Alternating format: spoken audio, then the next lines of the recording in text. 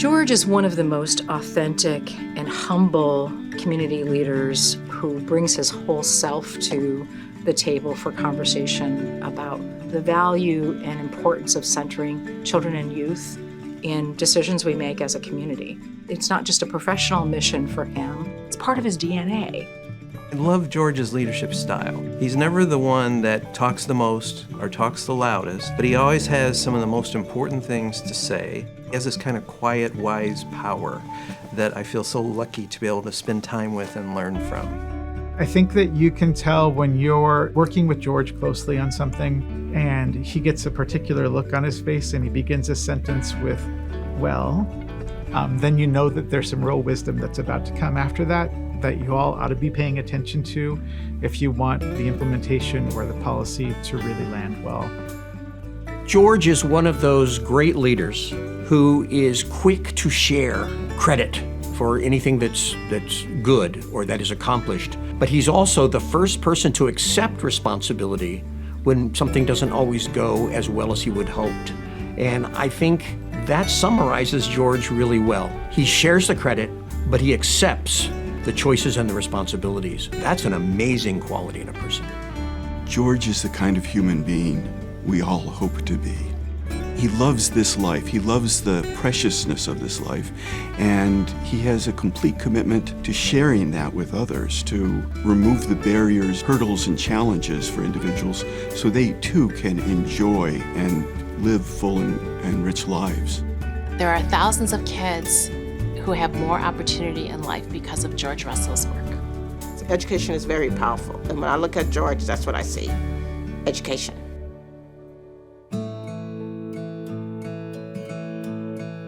Once you get an education, it can't be taken away. And George helps to carry the message that education is really something that helps everybody improve their situation. He has an uncanny ability, in my mind, to really listen to other people. And there aren't very many people that can do that can sit back and not in the same time that they're hearing something from somebody else, processing what they're thinking.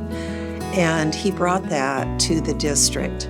When he asks your opinion, he really listens to it. He may not agree, but he listens and he cares about what you have to say. He also went through some times that were really hard. We had closed schools. I think that he handled that really well. He, again, listened to all perspectives and made hard decisions. There were times when I disagreed with George. He was so gracious and so respectful and never, ever, ever made me feel like we were in opposition. But, he was very straightforward and honest with me, but never made me feel like he was my opponent. We were working together. We were on the same team. That was like his superpower. The truth is, he was right about that. And the truth is, he was right about everything. Honestly, in hindsight, he was really, really wise. He spent a lot of time processing things, and I sometimes maybe frustrated people, but it was needed. And George always seemed to come out on the right end of these decisions, at least from my perspective. During his tenure, we closed probably a dozen schools, rebuilt schools, because we were able to convince our community that it was worth their efforts to pass a bond and build those new buildings for our children. The tone was set for success for all children under George.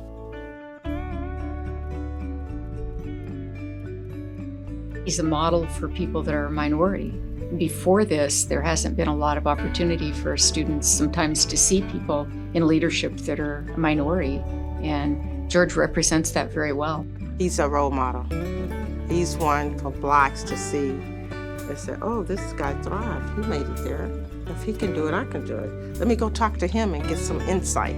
We both were active in Blacks in Government, which is equity, excellence, and opportunity. And I always look at George and say, access and opportunity. I think of access and opportunity. Give me the access, give me the opportunity, thrive.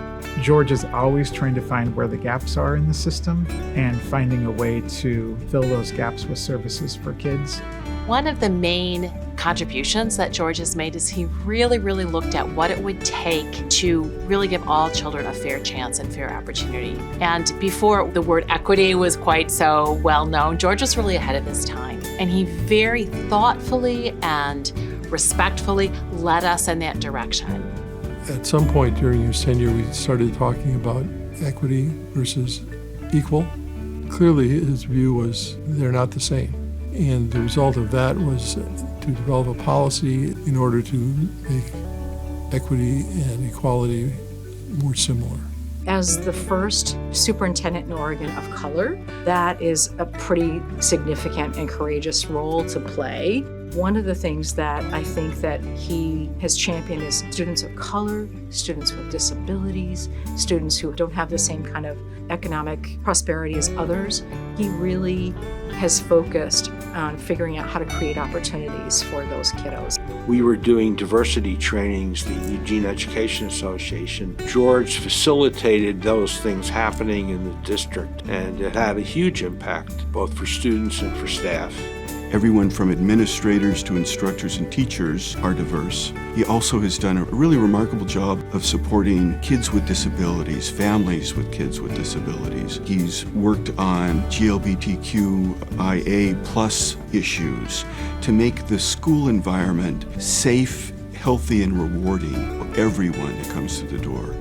Through his position on the state board, where many other state board members looked to him as a former superintendent to consider how policy they were developing could be implemented in school districts and communities across Oregon, George really helped to guide what the implementation of the Student Success Act would look like.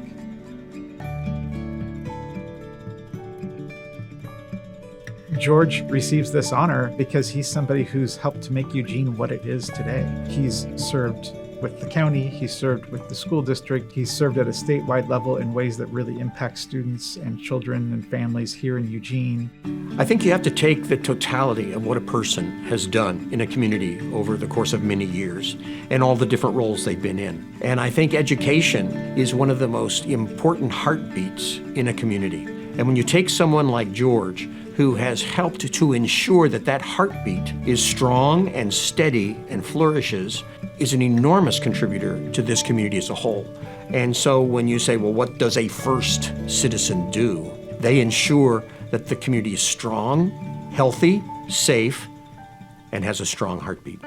George, it's been great to know you. It's been great to work with you. And I am incredibly pleased that the community has recognized all of the many contributions you've made. Congratulations, George. I can't think of a better person to represent our community and to be honored with this distinction. Thank you. George, thank you for everything. Congratulations. You very much deserve it, and I'm grateful that you're still actively engaged in making this community, this state, better on a daily basis. So thank you.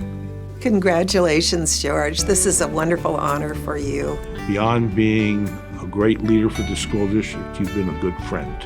And I've always looked to you for a sense of calm and bringing wisdom to the table and bringing the voice of each and every student to the table. And thanks so much for being in our community and everything you do. Congratulations, George. You deserve First Citizen Awards. Thrive, keep thriving.